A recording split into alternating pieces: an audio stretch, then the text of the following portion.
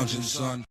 Welcome back to the Comic Lounge. My name's Ryan, and I am back talking some more Christmas-themed comic books.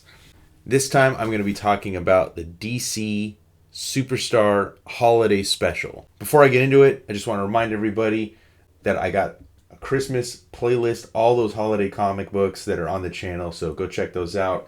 Also, if you're not already subscribed to the channel, make sure you hit that subscribe button right now and the bell icon so you're notified every time a new vid drops. And that way, you don't miss out on any more cool Christmas-themed comic books that I'm going through, as well as all the other dope content on the channel. Now, back to the task at hand. We're going to be talking about a comic book that kind of came on my radar, I would say, a couple years ago, give or take. I think I might have got it like right after the Christmas season 2 years ago. I had intended to do an episode on it last year. Schedule did not allow for much recording. Last year it was super hectic, but didn't want to go another year without talking about this. And as you can clearly see, there are a plethora of comic book characters, a plethora of DC characters on this cover. We got Batman, the House of Mystery guys, right? With Cain and Abel. We got Jonah Hex right there. We got Sergeant Rock.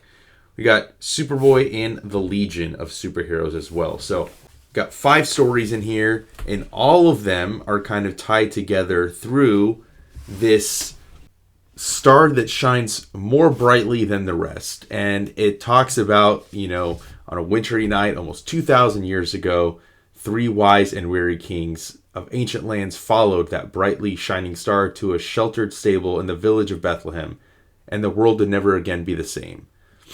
On that self-same night, in centuries since, the star has shone again over war-torn Italy, over the snow-swept Colorados, over bustling Gotham City, over a ramshackle Kentucky mansion, and over a world that is yet to be. The star has made its presence felt. Come along now, with the world's greatest heroes to follow that star, and your world too may never again be the same. So this is the star that kind of, obviously, like they're talking about the birth of Jesus, and it says almost 2,000 years ago. Well, this book came out in 1980. That's why I said almost. So we're well over 2,000 years because we're in the year 2024 coming up. So very cool through line throughout these stories, and some great stories. I like that it's always the star that is the connective tissue between all of these. And the first one is a quick little story about Jonah Hex, and Michael Fleisher is the writer. Dick Ayers, Romeo, and Angel are the artists. Shelley Lefferman letter, Gene D'Angelo colors, and Len Wein is the editor. So this whole story is basically, Jonah Hex comes upon this dad and his daughter, and he's about to shoot this, baby deer who's been injured, and Jonah comes in, kind of stops the dad from shooting the baby deer, and this dad just wants to feed his family for Christmas, but the daughter wants to keep it as a pet. So Jonah basically stops him and says, listen, I will find you your Christmas dinner. That's all you're worried about, right? He goes on this mission to kind of appease both of them, the dad and the kid, and in doing so, it reminds him of a story from his childhood when he had saved a raccoon from a trap. He was nursing the raccoon back to health, and his dad comes in. He's like, "What are you doing? You need to get to your chores." And his dad, obviously, you can see his dad's got some booze in his hands. So he's a little drunk, and they're eating dinner. They're eating this stew. Jonah X is talking about the raccoon he saved, and you can see the mom taken aback, and she's like, "Oh no, you mean the one where?" That's right. And they're eating the raccoon, which is super morbid. That this is like this story that we're telling as like kind of a Christmas themed story, but it kind of shows a look back at Jonah Hex and how he became the man he is, and why, even though he's this I wouldn't say ruthless bounty hunter, but this bounty hunter that doesn't exactly have the friendliest of faces, is got some heart and wants to kind of save this creature that's about to be killed for dinner. He comes upon this cave. He sees these 2 guys. Obviously, they're crooks. They think Jonah's hunting them. But they, as they shoot him, they think they took care of him. But no, he comes back. He takes care of one of them, shoots him down, throws a stick of dynamite, and blows them up. And in doing so, finds out that they do have some it's turning out to be a profitable Christmas for him. Now he's even found some food that he can now give to the family, and we see that the dad is like, what am I supposed to do with this beef jerky? And he's like, I promised you food. I didn't promise you what it would be. And he even says, I wasn't going to be able to shoot that deer anyway. Kind of getting in the Christmas spirit and saying that it has to be more than just adding a few pounds more grease to your belly. Daughter's super happy with her dad, and Jonah goes on his way.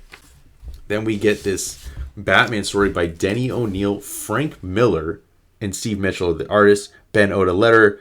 Glynis Ween is the colors, and Len Ween's the editor again on this book. So, we see that the star has been stolen from the nativity scene. It doesn't matter if it's Christmas because crime goes on, and now he's got a bigger problem. So we come up, he breaks into this club, and this gangster's like, oh man, where are the devil musicians I hired? He's like, I was hoping you'd sing me a song, Matty Lasco. And so Batman is questioning him and wants to know why he arranged a boat to come to Gotham Harbor. What crime is he committing? The guy tries to throw that punch and he doesn't do it. And he's, doing it for a favor of an old cellmate of his named Boomer Katz. And now we're going to see, who Boomer is. And we kind of come back to Crime Alley, and we're seeing these homeless guys in the shelter. They're eating dinner, and we meet Boomer. Batman's saying there's only one reason a heist artist like Boomer Katz would get a job in a department store, and it's to rip it off. That's why he arranged for a getaway boat with Lasco. And he says what a shame, because he started working for the Salvation Army last year. He thought Boomer had finally gone straight, and you can see that even as the kids are coming up, he's a Santa at a department store. The guy's like, you're the best Santa we've ever had. And it even brings a tear to his eye. Then we see that this other criminal is asking him if he's disabled the alarms. He said he couldn't do it. Everybody was so nice, and it made him feel good. And he just doesn't want to go back to what he was. But they don't give him an option. They're like, no, you're going to do it. And so they, with a gun drawn on his back, they make him go back. And, the guy at the department store opens up thinking it was just Boomer forgetting something, and they force their way in. And now they're, why should we let Boomer live? Boomer throws some ornaments at one of the criminals. He runs off and he gets shot. Batman hears the shots, and then he jumps in and systematically takes all of them out using anything he can, even Christmas trees he's throwing at the criminals and knocking them out. And he's looking for Boomer, and, he had ran out the back. And because he double-crossed the criminals, they're trying to murder him. So now Batman is on the case, and he's going to try to track them down. Here we go. Again, the connective tissue. We see the star that was missing from the nativity ray. Its rays are pointing right there at Boomer, and Boomer is safe and sound.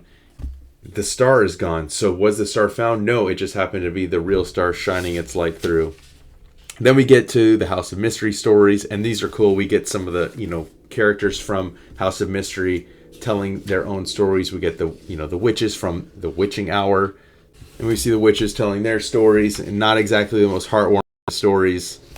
And that's pretty much this whole one. And then we get Cain and Abel telling their story.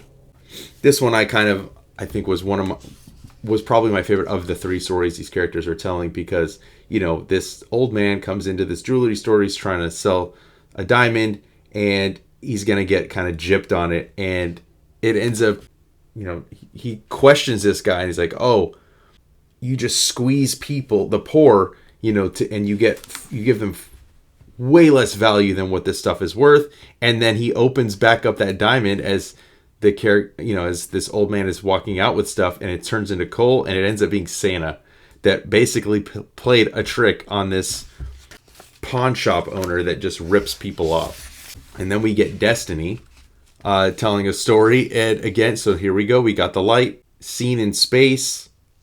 And this character, one of the witches is like, so you're trying to tell me the Christmas star is actually an exploding plane? Is that story supposed to be true? Perhaps, Cynthia, but that is just one of the many secrets of Haunted House. So, very cool set of stories in there. I did forget to say the creative team of this, which is Bob Rozakis was the writer, Romeo, Tanghal, Dan Adkins, artist, Shelley Lefferman, letterer, Bob LaRose, colors, and Len Wein, editor, which I'm sure as we can see by the Sergeant Rock story, Len Wein has edited all of them. Now we get the Sergeant Rock story as they're traversing the lands in Italy during the Christmas season, and Robert Kanigher is the writer, Dick Ayers, Romeo Tanghal on art, Ben Oda on letters, Tahana Wood on colors. So they're on their mission to kick out some krauts from Santa Maria. And how are they going to navigate? But that star, dude, that star is going to help them navigate through the lands in the dark, in the cover of night. And we see these people that are walking with candlelight. You know, we have a nun, and they're going to the shrine at Santa Maria. And Sergeant Rock is pleading, like, you got to wait until we clear out all the enemies. They have such belief in, their higher power that they're like, no, if it's God's will that we die, it cannot happen on a better night. And so they follow along, and they make their way through, and Sergeant Rock and the Easy Company keep following that star, and the clouds take over. And then they get to this town, and it's a graveyard, and things get blown up. Something's moving, and they find this kid. There's no miracle in Santa Maria, only death. Prayer bring mama and papa, and he said, no, sorry, Bambino, I can't help you there. Just get out of town, just stick to the shadows, you'll be safe. They make their way, and even as the bullets are raining down upon them, they make it over to the shrine, and the statue is blown up. Yet they still come. The miracle is in the skies. There it is, the Star of Bethlehem, the Christmas star, a shiny beacon in our hour of darkness. Faith needs no shrine, our hearts are shrines, and our love can light up the world. Great little Christmas story. I really dug this last one in here, the Superboy and the Legion of Superheroes. Paul Levitz, writer, José Luis García-López, and Dick Giordano are the artists. Great creative team. Ben Oda's letter, Adrian Roy is the colorist, and like I said, Len Wein has edited every story in here. Superboy's coming up on the headquarters. We see Mon-El. He is on guard duty, and he comes in, sees some mistletoe, and Phantom Girl plants that kiss right on his cheek. Something I really love about Legion of Superheroes is how, they really are, not only are they a team, but they are friends, they're family. Love the dynamic of this team. I wish we had some Legion stories coming out now, but one day somebody will have a really sick pitch, and we'll get to see some new adventures with these characters. But we see Saturn Girl. She's on, monitor duty. And she's the only person that would volunteer on Christmas Eve, they say. So then we get to see how they celebrate Christmas in the 30th century. Karate Kid with Princess Projector and Sunboy are in Japan for the holidays. And they talk about, an ancient tea ritual to be shared only by close friends. And then we get to see, something going on across the different planets. We see, the fireworks display on planet Snurl. We see Chameleon Boy on Durla. We see Colossal Boy celebrating Hanukkah. 100 different ways of saying it, Superboy, but the message is still peace on Earth. Then we see the light.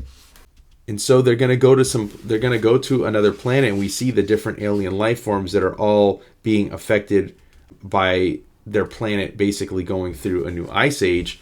And so we see the creatures of the water, we see the ones on land, we see the ones in the air that have been affected, all of them. So what do? The Legion and Superboy figure out a way to bring some hope to an otherwise hopeless situation, and they're able to create a situation for these different aliens to survive until the United Planets can arrange a safe evacuation. And I love that, as we end it, Phantom Girl says, kind of warms your heart. And he's like, and Superboy says, that's what Christmas is supposed to do, Phantom Girl. It's caring, helping, and maybe a brightly shining star in the sky that science says is impossible. And then we get a nice little, Saturn Girl, happy holidays from all of us to you, as she kind of breaks the fourth wall and says happy holidays to all of us. But very fun comic. Highly recommend if you can pick this copy up.